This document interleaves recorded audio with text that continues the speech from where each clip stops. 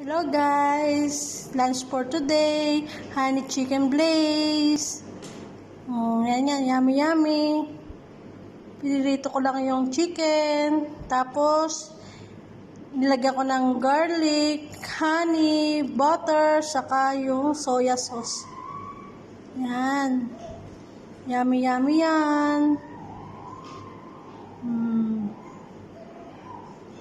Tapos, yung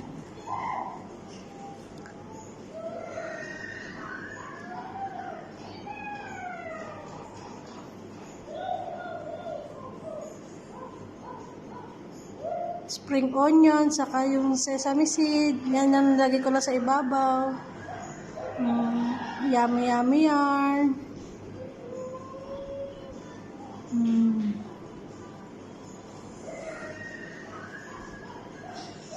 Dali lang yan. Pinrito ko lang yung manok.